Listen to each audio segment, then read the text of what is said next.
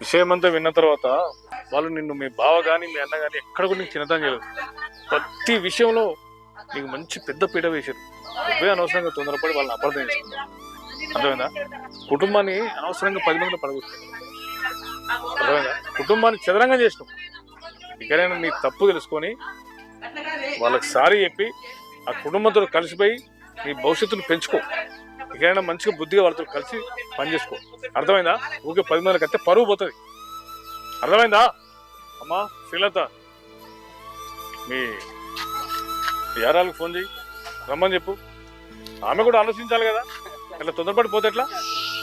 Phone చేయి. అయినా phone ఎందుకు? ఆమె ఎవరు? నా చెల్లే కదా.